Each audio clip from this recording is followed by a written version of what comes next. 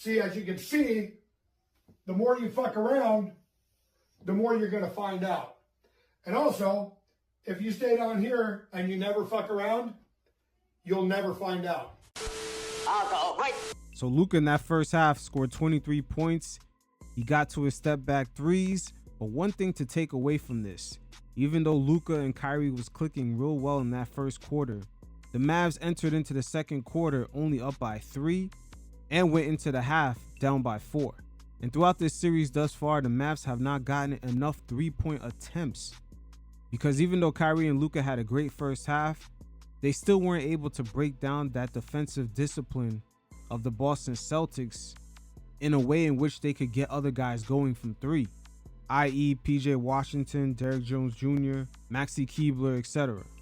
So as we take a look at the second half with Luka dealing with this disciplined Boston Celtics team, we're going to check out Horford and White.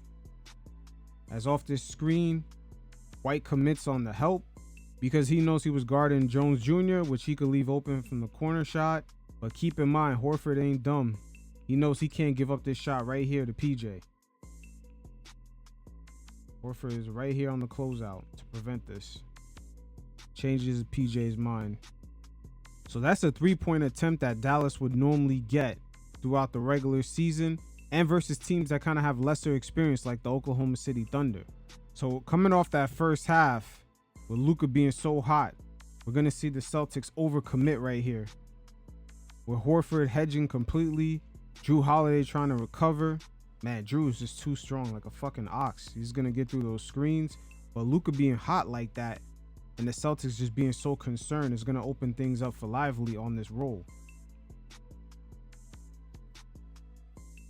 But the Celtics continue to test out Luka even though he was hot in that first half. Now we see him coming off this pick. Check out White, completely sagged off of PJ. And also look at PJ's location. And look at Derrick Jones Jr. on the same side. So you know Drew's going to stunt off of him also and help out in case Luka attacks. They're trying to force Luka to have other Mavs players involved outside of their comfort zone in this series thus far. But White right here, check out the recovery, man. Woo. Look at Drew even helping out. Man, Drew stopped the pass by just waving his hands in the air. Took away that corner 3.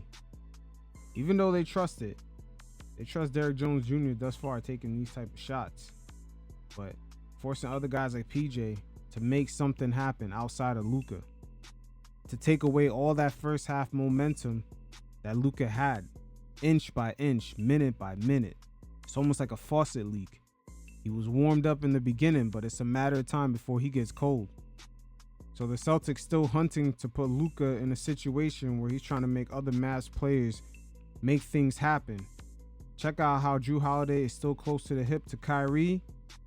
Derrick White completely sagged off of Jones Jr. Now Keebler right here, I wish he rolled.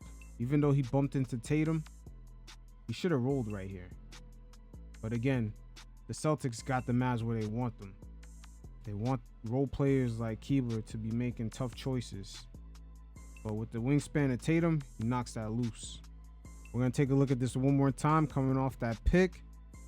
Luka's going to have another long dribble right here, trying to get Keebler open. But man, I wish he kind of fought through that bump. It would have not only been an easier pass, it would have been an easier attempt at the cup. But Tatum gets a hand in there and gets the steal.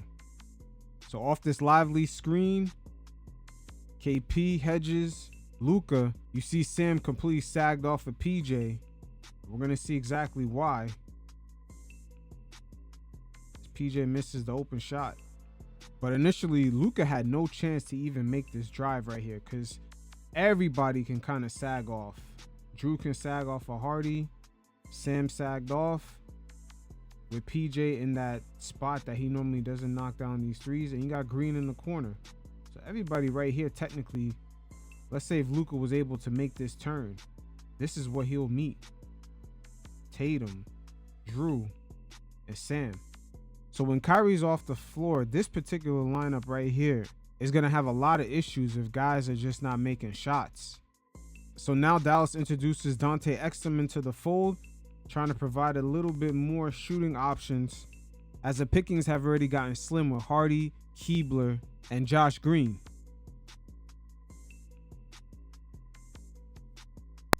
Now right here, check out Jaylen Brown as Luka makes his move. He's going to leave off of PJ, completely sag off and just leave PJ with the open shot. Luka could have made this pass here. There's enough time on the shot clock. But this is how the conundrums of the Mavs, just not having the proper shooters out there. PJ not necessarily in his spot. Derrick Jones Jr. not necessarily being a threat. It begins to make things harder for Luka and Kyrie. Now the Mavs go back to a double screen right here.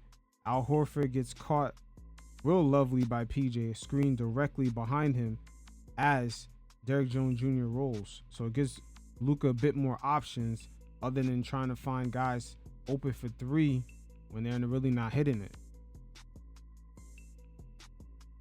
So right here, Mavs down by 8, late game situation. Luka 1-on-1 with Al Horford, and as we've seen in the previous series with the Mavs and the T-Wolves, a double would necessarily come in right now if it was Minnesota, leaving Keebler possibly open to knock down the shot. But Drew is not going to give that up. Like I said, this defense is in sync. It was a fake stunt. Drew recovers back to Keebler, and it's better at this point in the game right now, up 8, to just give up a 2. And Al Horford unfortunately gives up a 3-point play, which was more difficult to make. But Drew showing the attention to detail that this Boston Celtics defense has.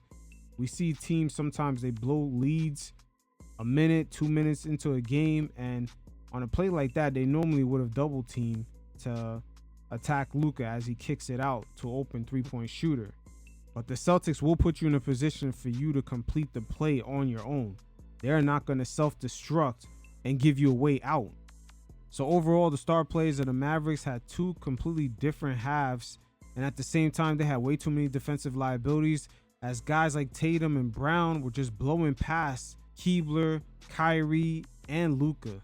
And it just led them to be in recovery mode from there, as guys like Jrue Holiday got to cooking in the paint, going 8 for 8 in the restricted area, and just dropping 26 points with no turnovers, and just playing superb defense along with all the other 4 players of the Boston Celtics, as they were in sync all game. They made their adjustments from quarter to quarter, and in reality, this team defense has really been the MVP. And when I say that, just imagine KD's voice. You are the real MVP Boston Celtics defense. And they are operating on a very high level, very detailed. The Mavs are still going to have to find a way to get more 3-point shot attempts, because going from quarter to quarter in this series, the Celtics pretty much tightened up that leaky faucet. And that is a big characteristic of the Luka Doncic pick and roll. It's him being able to find guys open, or just him being able to utilize his scoring threat to get other guys going.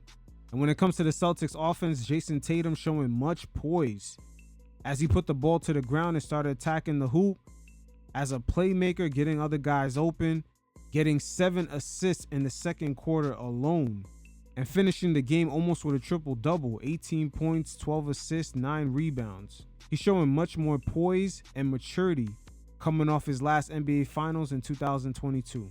The Celtics have shown after Game 2 that they are the dominant team. You can see it on both ends of the court. There's no doubt about it. So until next time, you fellas stay safe. Peace.